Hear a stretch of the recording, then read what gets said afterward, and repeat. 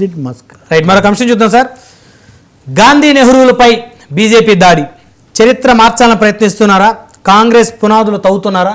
అంటే ఇది భారతీయ జనతా పార్టీ అధికారంలో ఉన్నప్పుడు, అధికారంలోకి వచ్చిన దగ్గర నుంచి కేంద్రంలో 2014 నుంచి కూడా జరుగుతూ ఉన్న ఎపిసోడ్ సార్. ఇది చర్చ. గాంధీ నెహ్రూలు ఈ దేశానికి ద్రోహం చేశారని కొన్ని ఎపిసోడ్లు, అదేవిధంగా కొన్ని సందర్భాల్లో గాడ్సేన్ గురించి ప్రస్తావిస్తూ సోషల్ మీడియాలో చాలామంది కూడా పోస్టులు చేస్తూ ఉన్నారు, గాడ్సే గొప్పవాడని. సో ఇవి ఎందుకు ఈ విధంగా ఉత్పన్నం అవుతూ ఉన్నాయి? జాతీయ ఒక విధమైన మతపరమైన ఉన్మాదం తీసుకొని రావటము, చరిత్రను వక్రీకరించడము, ఇష్టం వచ్చినట్టు పాకిస్తాన్ నెహ్రూయే సృష్టించాడని చెప్పడం కూడా, ఇవే ఏం మాట్లాడండి ఇవన్నీ. గాంధీ పుట్టిన దేశం అనేది, నెహ్రూ కోరిన సంఘం అనేది, ప్రజలు గాంధీ నెహ్రూలను చేశారు, వాళ్ళు ఆ పాత్ర నిర్వహించారు కదా. నెహ్రూయే కాదు, వాళ్ళ నాన్న మోతీలాల్ నెహ్రూ టైం నుంచి కూడా కుటుంబం అంతా. ఇప్పుడు కుటుంబాలు వ్యక్తి భజన చేయకూడదు, కానీ వాళ్ళ పాత్ర చారిత్రక పాత్ర, సానుకూల పాత్ర ఉంది. అసలు ఐన్స్టీన్ అంతటి ప్రపంచ శాస్త్రజ్ఞుడు, ఈ నేల మీద గాంధీ లాంటి ఒక మనిషి ఉన్నాడా అని భావితరాలు ఆశ్చర్యపోతాయని ఐన్స్టీన్ కితాబ్ ఇచ్చాడు సార్. నెల్సన్ మండేలా ప్రపంచానికే ఉత్తేజం. మండేలా జైలు నుంచి వచ్చిన తర్వాత, విముక్తి అయిన తర్వాత భారతదేశంలో ఆయనకు సన్మానం చేస్తే ఆయన ఏం చెప్పాడంటే, Nehru was a great inspiration for us. ఆయన యునైటెడ్ నేషన్స్లో మేమంతా క్యూలో నిలబడి నెహ్రూని కలుసుకునే వాళ్ళం అని చెప్పాడు. రాజకీయంగా నెహ్రూ తప్పులు చేసి ఉండవచ్చు, లేదా ఉదాహరణకు నమూదిరిపాద్ కమ్యూనిస్ట్ ప్రభుత్వాన్ని పడగొట్టారు, ఇట్లాంటివి ఉన్నాయి. అది కానీ నెహ్రూ నవభారత నిర్మాత, శాంతి దూత అని ఇవన్నీ పేర్లు వచ్చి ఆయన ఎన్నో చేశాడు. సెక్యులరిజం, ఇప్పుడు ఉదాహరణకు మీరు ఇస్రో అంటున్నారు, ఎవరు పునాది వేశారు? మీరు ఇంత బలమైన నౌకాదళం అవి మాట్లాడినప్పుడు వీటికి ఫౌండేషన్ వేసింది ఎవరు? మీరు మీరు నిన్న ఇంతమంది 60 ఏళ్ల తర్వాత వచ్చి మీరే ఇంత హడావుడు చేస్తే ఎప్పటి నుంచో అప్పుడే చేతుల నుంచి వచ్చిన దేశానికి పునాదులు వేయడానికి వాళ్ళు ఎంత కష్టపడి ఉండాలి? మీరు కాంగ్రెస్, ఆర్ఎస్ఎస్, బీజేపీ భావజాలం వేరైతే విమర్శ చేయండి, కానీ మనం చదివిన ప్రతి పేజీని చించుకుంటూ పోతే పుస్తకం మిగలదు. ఇక్కడ ఇంకొక ఎపిసోడ్ ఉంది రవి గారు.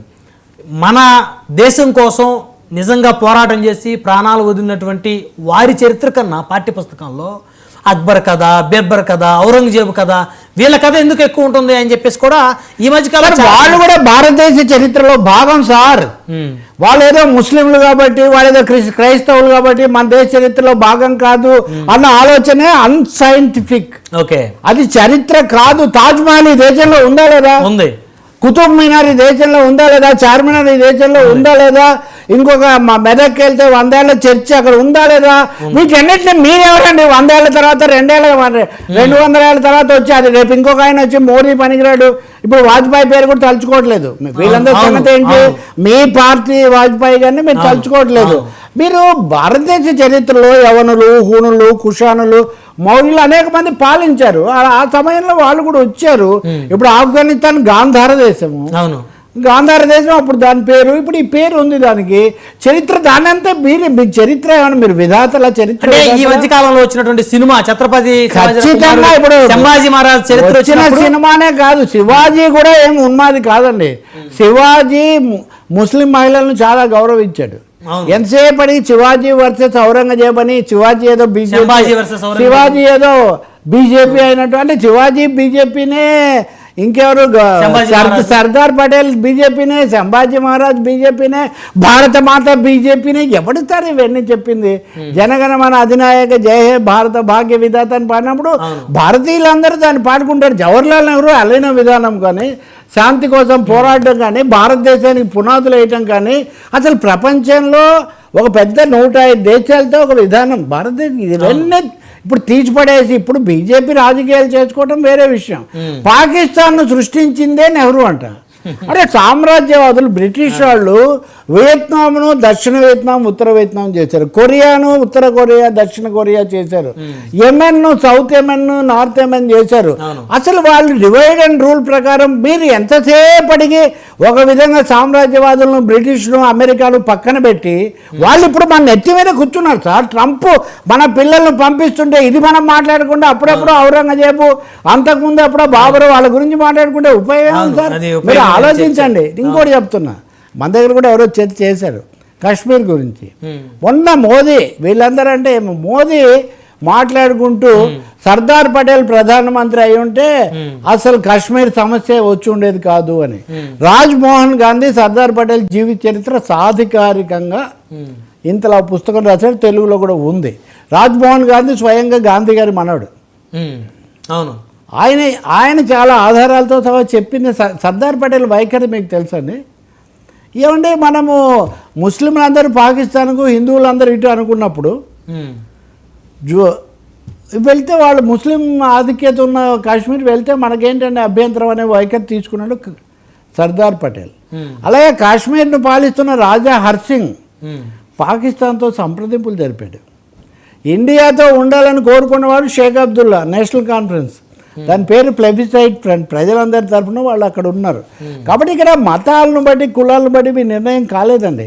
సర్దార్ పటేల్ వైఖరి ఎప్పుడు మారిందంటే, తేదీ కూడా చెప్తున్నాను, 1947 సెప్టెంబర్ 15 తర్వాత మారింది. ఎందుకు మారిందంటే పాకిస్తాన్ వాళ్ళు జునాగఢ్ను కలుపుకున్నారు.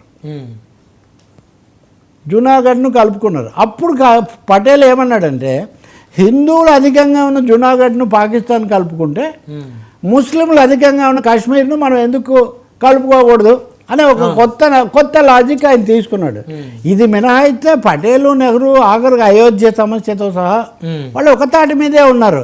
పటేల్కు నెహ్రూకు మధ్యలో గీత గీసి, నెహ్రూ ఏదో దేశ వ్యతిరేకి, దేశ ద్రోహి ఇంకా చెప్పాలి. ఏంటి సార్ ఇది? నిజంగా మీరు నమ్ముతారా? ఒక ఇంత చరిత్ర మీకు తెలిసిన ప్రకారం సార్ గాంధీ ఒకరే, గాడ్సే ఒకరే అంటే ఏ భారతీయుడైనా మెడకాయ మీద తలకాయ ఉన్నాడు ఎవడైనా ఒప్పుకుంటాడు సార్? గాంధీ గారు దేశభక్తుడే, గాడ్సే కూడా దేశభక్తుడే అంటే ఏమన్నా దీంట్లో ఉందా సార్? మీరు ద్వేషాన్ని నూరిపోసి అది పెంచే ఒక ప్రయత్నం తప్ప.